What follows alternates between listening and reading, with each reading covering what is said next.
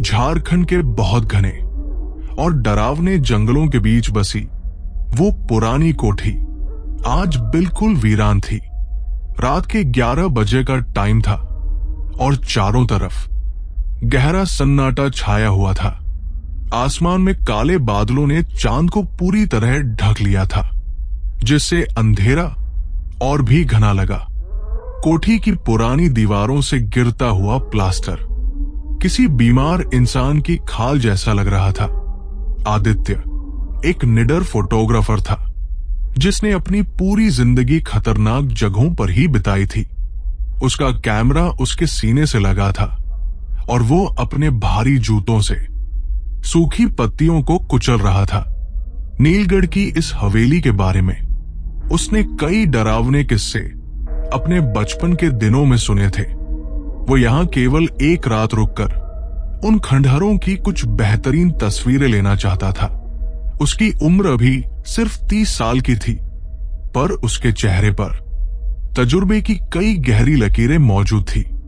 उसने अपनी जीन्स की जेब से एक पुराना तांबे का सिक्का निकाला और उसे हवा में उछाल दिया। जैसे ही वो कोठी के मुख्य बरामदे में पहुंचा, उसे किसी के चलने की दबी हुई आहट मिली। हवा में अचानक सड़ी हुई लाश और सूखे गुलाब के फूलों की एक मिलीजुली गंध फैलने लगी। आदित्य ने अपनी टॉर्च जलाकर गलियारे में रोशनी डाली, जहां मकड़ी के बड़े जाले लटके थे। तभी ऊपर की मंजिल से किसी औरत के खिलखिलाकर हंसने की एक गूंज सुनाई देने लगी थी। उसने अपनी धड़कन को काबू में किया और खुद को समझाया कि ये सब सिर्फ उसका वहम है। वो धीरे धीरे लकड़ी की उन पुरानी सीढ़ियों पर चढ़ने लगा, जो हर कदम पर चरमरा रही थी। कोठी के अंदर का तापमान अचानक इतना गिर गया कि आदित्य के मुंह से भाप निकलने लगी। गलियारे के अंत में उसे एक बड़ा सा कमरा दिखाई दिया, जिसके दरवाजे थोड़े खुले हुए थे।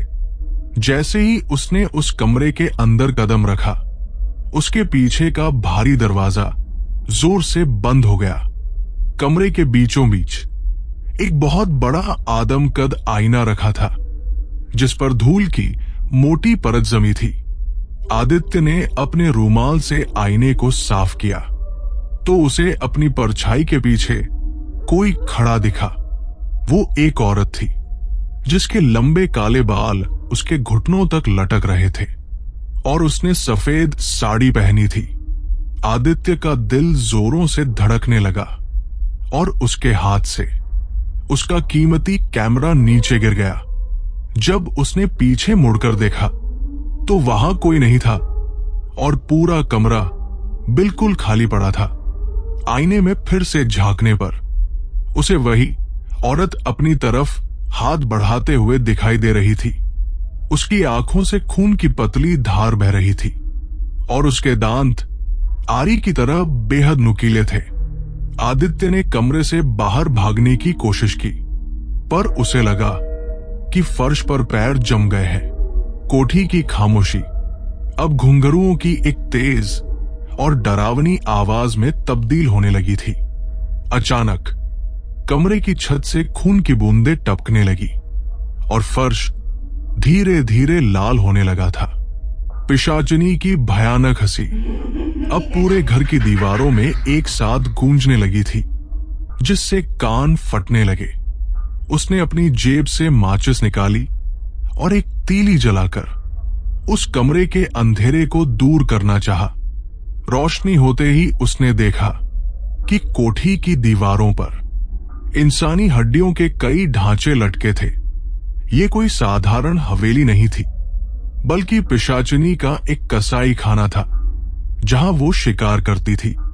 आदित्य को अपनी पुरानी गलतियों का एहसास होने लगा और उसे अपनी जान की चिंता सताने लगी। उसने देखा कि कोने में एक पुराना संदूक रखा था, जिससे अजीब सी रोशनी बाहर निकल रही थी। जब उसने संदूक खोला तो अंदर एक पुरानी पोथी मिली, जिस पर खून से कुछ मंत्र लिखे थे। उस पोथी के अनुसार नीलगढ़ की वो रानी एक श्राप के कारण नरभक्षी पिशाचिनी बन गई थी। उसे हर पूर्णमासी को एक नए शिकार की तलाश रहती थी ताकि वो अपनी जवानी बरकरार रखे। आदित्य ने समझ लिया कि आज की रात वो इस कोठी से कभी भी जिंदा वापस नहीं लौट पाएगा। पिशाचिनी अब साए की तरह दीवारों पर रेंग रही थी और उसकी छाया आदित्य को घेर रही थी। उसने अपनी टॉर्च की रोशनी उस साए पर डाली, पर वो रोशनी को ही निगलती जा रही थी। कमरे के एक कोने से अचानक एक हाथ निकला और उसने आदित्य की गर्दन को पकड़ लिया था। वो हाथ बर्फ की तरह ठंडा था और उसकी पकड़ किसी लोहे की जंजीर जैसी बेहद मजबूत थी। पिशाचिनी ने धीरे धीरे अपना चेहरा आदित्य के कान के पास लाया और एक ठंडी आह भरी। उसकी सांसों से मौत की सड़ांध आ रही थी जिसने आदित्य के दिमाग को सुन्न कर दिया था। आदित्य ने अपनी आखिरी ताकत बटोरी और अपने पास रखे एक छोटे चाकू से वार कर दिया, लेकिन उस पिशाचिनी के जिस्म पर किसी भी हथियार का कोई भी असर नहीं हो रहा था। वो हवा में तैरती हुई आदित्य के सामने आई और उसके चेहरे पर अपनी उंगलियां फेरने लगी। उसके नाखून आदित्य की खाल में धंसने लगे, जिससे खून की बूंदें जमीन पर गिरने लगी थी। पिशाचिनी की आंखों में एक अजीब सी भूख थी जो सदियों की प्यास को बयां कर रही थी। उसने आदित्य को हवा में उठा लिया और उसे कोठी की ऊंची छत से नीचे की तरफ फेंक दिया। आदित्य नीचे गिरते ही बेहोश हो गया और उसे बस घुंघरुओं की मधुर आवाज सुनाई दी। जब उसे होश आया तो उसने खुद को कोठी के एक कालकोरी वाले गुप्त तहखाने में पाया। वहां पर कई और लोग भी कैद थे जिनकी आंखों से रोशनी पूरी तरह गायब हो चुकी थी। वे सभी लोग अब इंसान नहीं रहे थे, बल्कि पिशाचिनी के वफादार गुलाम बन चुके थे। पिशाचिनी ने आदित्य को अपनी जादुई ताकतों से बांध दिया था ताकि वो भाग न सके। वो हर रोज आदित्य के शरीर से थोड़ा सा रक्त पीती और उसे मरने भी नहीं देती थी। आदित्य की याददाश्त धीरे धीरे धुंधली होने लगी और उसे अपना नाम तक याद नहीं रहा। उसके शरीर का रंग अब पीला पड़ गया था और उसके नाखून भी बढ़ने शुरू हो गए थे। कोठी के सन्नाटे में अब आदित्य भी उन गुलामों की तरह धीरे धीरे रेंगने लगा था। वो अब एक फोटोग्राफर नहीं था, बल्कि उस हवेली का एक बेजान हिस्सा बन चुका था। रात के अंधेरे में वो अब कोठी की खिड़कियों से बाहर आने वाले शिकारों को देखता रहता। उसने अपनी यादों को कहीं गहरे अंधेरे में दफन कर दिया था और पिशाचिनी का बन गया। नीलगढ़ कोठी की वो पिशाचिनी अब मुस्कुरा रही थी क्योंकि उसे नया रखवाला मिल गया था। बाहर जंगल में फिर से चमेली के फूलों की वही सड़ी हुई गंध फैलने लगी थी। आज रात भी आसमान में एक बार फिर पूर्णमासी का चांद चमकने लगा था जो मौत का इशारा दे रहा था। कोठी के मुख्य द्वार पर फिर से किसी नए मुसाफिर के जूतों की आवाज गूंजने लगी थी। आदित्य ने खिड़की से देखा कि एक नया लड़का अपने कंधे पर बैग लटकाए खड़ा हुआ था। उसने वही किया जो उसके साथ हुआ था और उसने कोठी का दरवाजा धीरे से खोल दिया। नया शिकार अंदर कदम रख चुका था और पिशाचिनी का खूनी खेल फिर से शुरू हो गया था। ये एक ऐसा चक्र था जो सदियों से चलता आ रहा था और कभी खत्म नहीं होने वाला था। कोठी की दीवारें फिर से ताजे खून से सजने वाली थी और आत्माओं का शोर बढ़ने वाला था। आदित्य अब उसी परछाई का हिस्सा था जो अंधेरे में रहकर अगले शिकार का इंतजार करती। जंगल के जानवरों ने भी अब कोठी की तरफ जाना पूरी तरह से बंद कर दिया था। हमेशा के लिए सिर्फ वही लोग वहां पहुंचते थे जिनकी किस्मत में पिशाचिनी की मौत लिखी होती थी। कोठी के चारों तरफ लगे पुराने बरगद के पेड़ों ने हवेली को बाहों में जकड़ रखा था। उन पेड़ों पर लटके चमगादड़ किसी पहरेदार की तरह हर हरकत पर अपनी नजर रखते थे। हवेली की रसोई में रखे तांबे के बर्तन अब काले पड़ चुके थे और उनमें काई जमी थी। आदित्य को याद आया कि उसने घर पर अपनी मां से जल्दी लौटने का वादा किया था, लेकिन अब वो चाहकर भी उन यादों के पास वापस कभी नहीं जा सकता था। उसकी रूह अब कोठी के ठंडे पत्थरों में कैद हो चुकी थी, जो रात में सिसकती रहती थी। जब भी कोई नया इंसान वहां आता था तो आदित्य की आत्मा उसे सचेत करना चाहती थी, लेकिन उसके मुंह से केवल एक डरावनी घराहट निकलती थी जो लोगों को डरा देती थी। पिशाचिनी की शक्ति अब आदित्य के शरीर में भी धीरे धीरे समाहित होने लगी थी।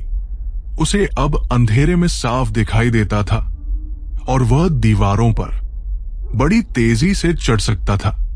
रात के सन्नाटे में उसके घुंघरुओं की आवाज अब कोठी के बाहर तक सुनाई देती थी। गांव के लोग बताते थे कि नीलगढ़ की कोठी अब पहले से कहीं ज्यादा खूंखार हो गई है। पूर्णमासी की हर रात को उस वीरान जंगल से चीखने की गूंज सुनाई देती रहती थी। आदित्य अब पिशाचिनी का सबसे वफादार सिपाही बनकर उसके पास ही बैठा रहता था। उसने अपनी आंखों से कई लोगों को तड़पते हुए देखा था, पर वो कुछ नहीं कर पाता था। धीरे धीरे उसे उन मौतों में एक अजीब सी खुशी और सुकून महसूस होने लगा था। वो खुद भी अब उसी पिशाचिनी की तरह खून की एक एक बूंद के लिए तरसने लगा था। कोठी के अंधेरे कोनों में अब उसकी आंखें भी दो लाल अंगारों की तरह चमकती थी। इंसान से शैतान बनने का यह सफर बहुत दर्दनाक था, पर अब उसे इसकी आदत थी।